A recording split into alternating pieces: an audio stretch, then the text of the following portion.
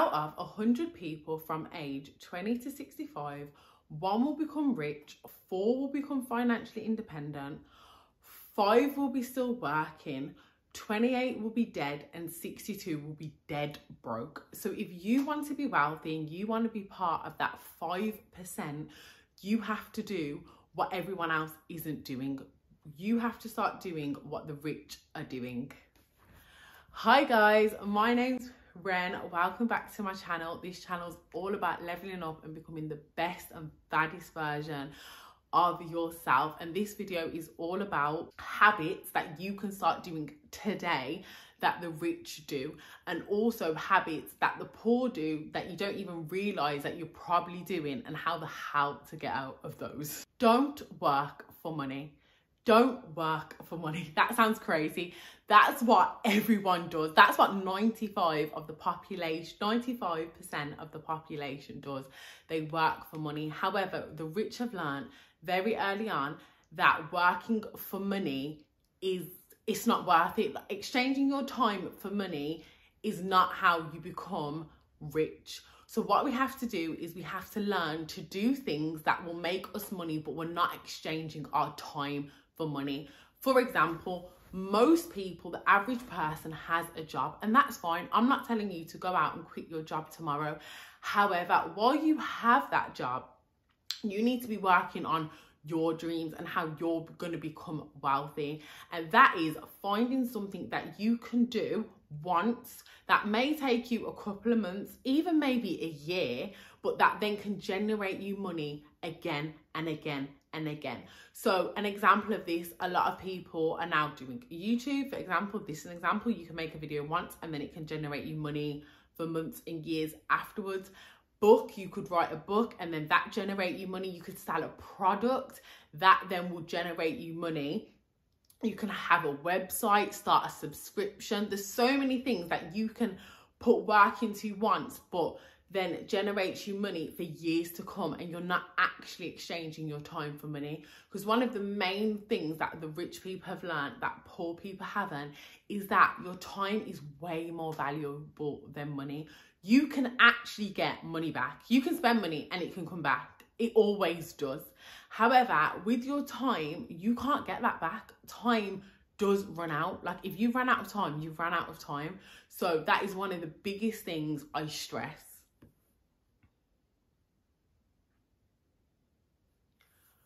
Don't entertain yourself, educate yourself. One of the biggest habits that the rich do is they educate themselves every opportunity they get. So driving, for myself, I've started to do this the last year. Every time I drive, I will put on a podcast that is educational, that's teaching me something, someone inspiring, something about business, or something I want to learn, something I'm interested in, or I'll put on an audible book. That has saved my life. I have got through so many more books because of Audible. Like literally, this actually needs to be sponsored, because the way I'd scream to get Audible, that $7.99 a month is worth every single penny, because a book that would take me months to read, because a lot of us are busy, we've got things to do, like we've got lives to live, we've got kids, we've got families. But with Audible, you can be washing up, have your earphones in, you're listening to a book. You can be driving, have your earphones in, you're listening to it. You can be cleaning. Like, you get the point. Like, you can be doing something else while listening. You can be exercising even. That's one of my biggest ones. Driving and exercising, I'm always listening to an educational podcast or a book.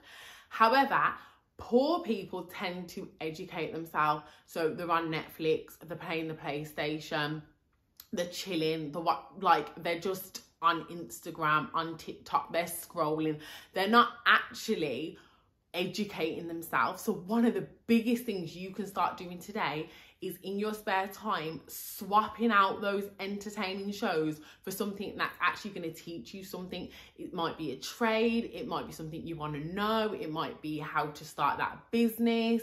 It can be anything that interests you. For everyone, it's going to be different. But if you know you want to level up in a certain area, start educating yourself now.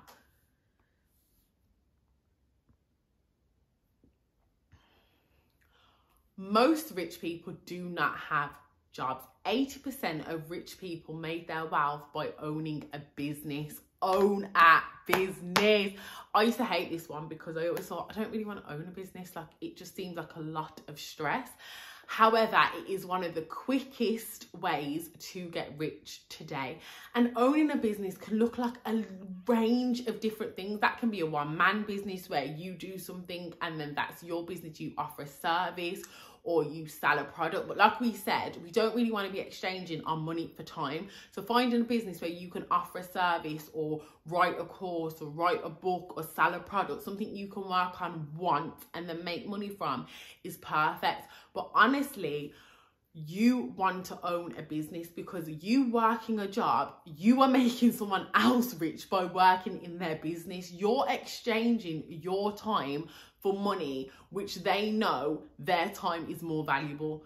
Hence, they're getting you to do the job instead of doing the job themselves in their business. And that applies to everything. So 100% get a business, start a business.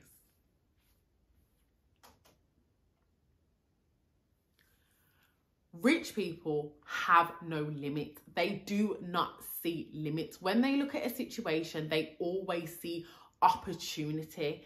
Always, it's always and more. That's what they see, and or more. It's not or either. Poor people tend to pick. Poor people tend to say, okay, well, I'd love to do that, but I've got the bills. Or I can do that, but I can't do that. That's how poor people tend to think. However, poor people always see the opportunity, right? I'm doing that and I'm doing that. So how am I going to make that money? Not I can't afford it, not I'd love to do it, not I'd wish, not I'd hope. All those language, all those forms of language, all of those words are indicating lack. When you're saying I wish, I hope, I'm so, or all those things are letting the universe know that you can't get that, it's not possible. However, instead of saying, okay, how am I going to get that? How am I going to get the money to get both? How am I going to get the money to do both? I'm doing both, I want both, let's figure it out. Let's think of a plan. Once you say that and put that out there, your brain is already at work without you even knowing it. Subconsciously, it's thinking of a way. You might then be in the shower that next day and think, oh my God, I can actually do that or sell that and then pay for that. And that's without you even continuously thinking about it. So always be open to how can I make more money? How can I afford that? Not, oh, I can't afford it. Or I've got to have this, but then I can't have that. Or I've got to pay the bill, or I can go out. We're not thinking like that no more.